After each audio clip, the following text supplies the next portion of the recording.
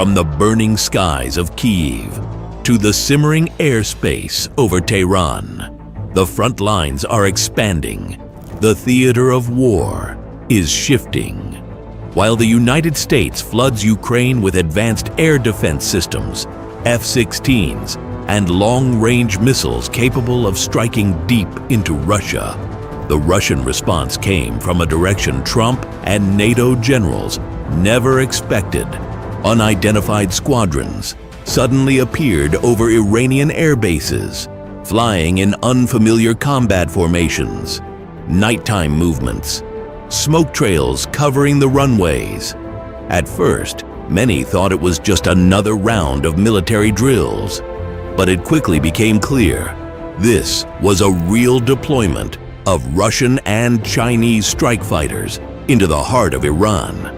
Many secrets and thrilling details we're about to reveal about Iran's Death Corridor squadrons assembled to bring down Israeli warplanes. Stay with us until the end. MiG-29, Russia's aging warrior, returns over Tehran. In recent days, fighter jets with a familiar silhouette have appeared in Iranian skies, but no one expected their return in such fashion. A newly arrived MiG-29 squadron emerged over Iranian air bases, flying in tightly coordinated combat formations, as if announcing a clear message, not conducting routine training. But this message wasn't just from Tehran. It came directly from Moscow. According to intelligence sources, the flight timing and transport signatures suggest that Putin himself authorized the transfer as an indirect response to the West's escalation in arming Ukraine, specifically the delivery of long-range missiles and F-16 fighters in recent months. It's as if the Kremlin is whispering, "If your fighters reach my borders, then I'll put mine over the Gulf." But this isn't just symbolic. The MiG-29 sent to Iran are still potent platforms when used properly. Based on available imagery and expert assessments, the variants in Iran are likely MiG-29A or MiG-29S, upgraded with N019M Sapphire radars and software enhancements, capable of firing R-77 active radar-guided missiles with engagement ranges beyond 100 kilometers. In addition, these jets carry R-73 high-agility missiles for close combat and R-27s for medium-range fights, giving them coverage across all major aerial engagement zones. The Iranian MiG is equipped with two RD-33 turbofan engines, generating over 36,000 pounds of thrust. This power allows it to reach speeds of up to Mach 2.25 while delivering strong acceleration and vertical maneuverability, ideal for the low-altitude combat environments Iranian pilots train for. But perhaps most important is what isn't visible. Iran is working to integrate these jets into its C4I command and control grid, reportedly experimenting with electronic jamming pods and deception tactics designed to provoke and map Israeli and Gulf air defense reactions.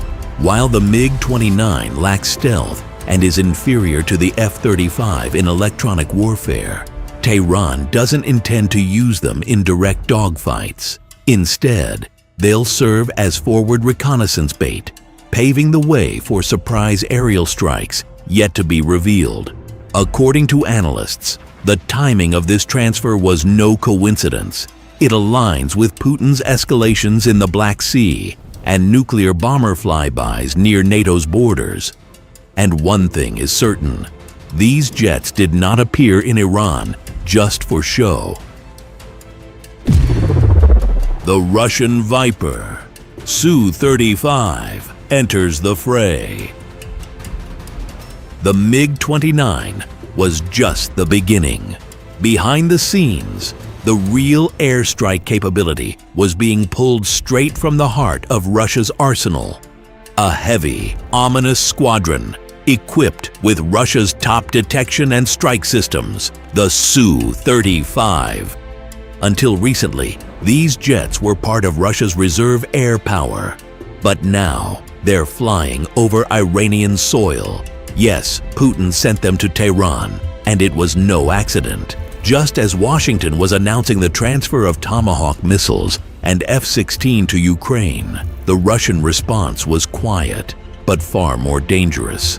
The Su-35s fighters, originally designated for export to Egypt, were grounded after intense U.S. pressure canceled the deal. They remained in Russian hangars, awaiting a new mission. Now, with the Ukraine war deepening and Western support growing bolder, Putin played his card, transferring the squadron to the Middle East's most unpredictable ally, Iran. Intelligence reports suggest the deployed squadron includes 12 to 24 Su-35s, with multiple Antonov and 124s transports, making repeated trips from Russian bases to deep within Iranian territory throughout the spring and summer of 2025. The Su-35, nicknamed Russia's Viper, is equipped with the powerful Irbis-E Pisa radar, offering over 400-kilometer detection range, capable of tracking 30 targets and engaging 8 simultaneously. It carries R-77s for medium-range engagements and the devastating R-37s missiles, which boast a range exceeding 300 kilometers, allowing it to strike before being detected. Its heart lies in twin AL-41 F-1S thrust vectoring engines, enabling speeds beyond Mach 2 and superb agility. If Iran successfully integrates the Su-35 into an AWACS-supported defense net with dense ground radar coverage, it could become a nightmare for Israeli air power. But the message behind the deployment is larger than firepower. Putin has chosen Iran as Russia's aerial arm in the Middle East, just as the US has done with Israel and Europe with Ukraine. And now, the skies are open. Escalation is no longer a theory, it's a reality. The Chinese Viper, J-10. Putin wasn't the only one slapping Trump with strategic surprises. On the other end of Asia, China had been watching. As Western leaders debated F-16 transfers to Ukraine, Beijing was putting the finishing touches on its first export squadron of J-10C fighters, bound for Tehran. Yes, the same J-10C, dubbed the Chinese Viper by Indian media, famous for its stealth ambushes that downed Indian Rafales in Kashmir from beyond visual range. Now, it flies over Iranian airspace. Leaked reports from Chinese military sources reveal an initial deal involving 12 J-10C Block 01 fighters equipped with KLJ-7A ESA radars, fully digital fire control systems, and indigenous WS-10B engines for superior agility. But the real weapon can't be seen from the outside. It's the PL-15, a long-range, radar-guided air-to-air missile with a range exceeding 200 kilometers, equipped with data-link targeting updates mid-flight. Its primary purpose: to destroy AWACS and airborne surveillance aircraft, the very platforms Israel and the Gulf rely on to maintain airspace awareness. And that's where the game changes.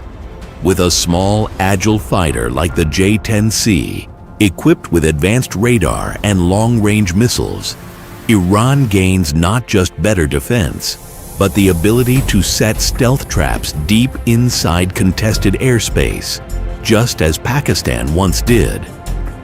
Sources suggest the deal also includes electronic training programs, long-term logistics support, and possibly future joint munitions production. In Israel, military drills began the moment the leak surfaced.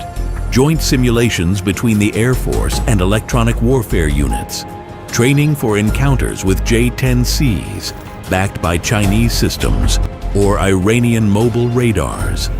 The real concern, not the number of jets, but their ability to jam, mislead, and strike without warning. With China and Russia now both invested, Iran's airspace is wrapped in a triangle of strategy, manufacturing, and firepower.